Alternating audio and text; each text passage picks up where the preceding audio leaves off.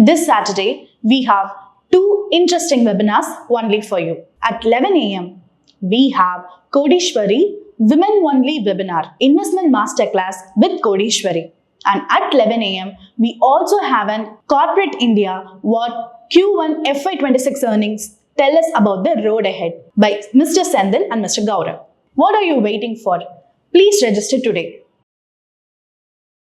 Valuation and PE ratio are not cast in stone, they are dynamic. If a company is currently trading at a very high valuation and incidentally a high PE ratio, then that company has to keep growing its revenue and profits at a high rate, or at least a rate high enough to justify the valuation and PE. If it does not, over a year or two, it's quite likely at the third or the fourth year, with a lag, the valuations will contract sharply and the PE ratio will come down.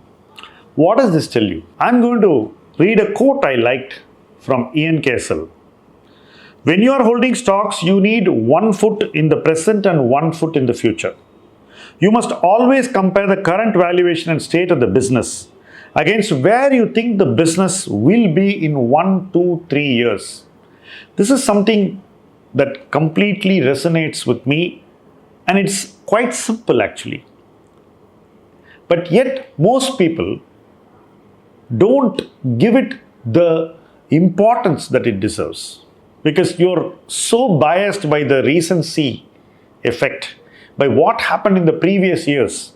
Some companies would have had some exceptional years in which sales and profits grew tremendously and expanded both the valuation and the PE ratio.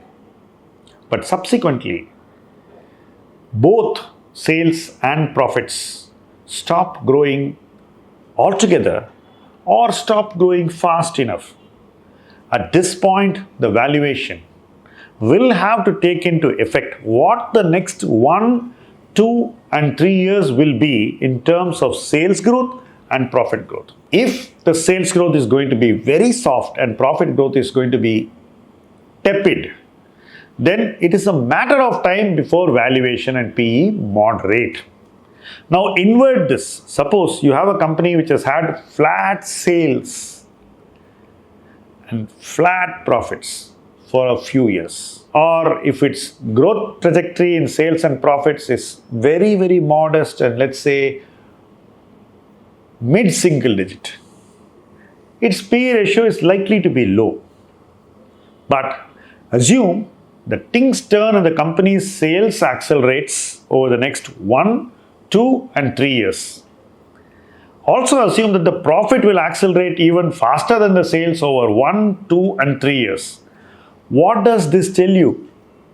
When you are able to clearly sense this and you have enough correlation with your field research that the company is going to do very well in its business and that sales is actually happening and that sales growth is going to be higher than its historic sales growth, and that significantly higher sales growth will create a breakout in profits, then when you sense this clearly, you start realizing that the company will be on a different trajectory of growth over the next 1, 2, 3 years.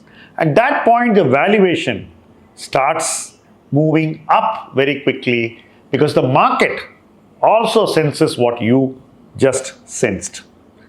When more and more people sense this, that the trajectory of growth in sales and profits over the next 1, 2, and 3 years is going to be much higher, at that point, the valuations expand significantly.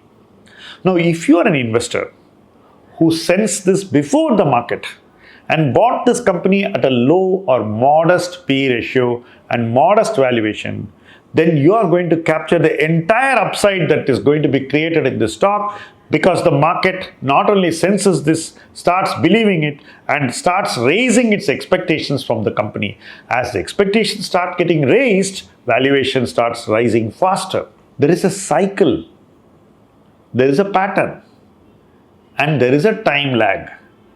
All this create the returns, but the investing should happen much before all these begin, which means you have to invest when the market has not sensed the breakout in growth in sales and profits. So essentially, when you're holding a stock, you need to sense whether this is going to happen in the stocks that you're holding. And if you're sure that it's going to happen, then you should hold those companies. But if you're sure that it is not going to happen, then you probably need to take a view on the company, a decisive moment in your investment journey, and try investing the capital elsewhere. You need to sell the investment and move on. What Ian has said is effectively a capsule. What Ian has said is essentially a capsule of what I've said in this video. I'm sure there are many more layers that you'd like to add. Do write what you think in the comment section, and let's keep this conversation going. Thank you for watching this video.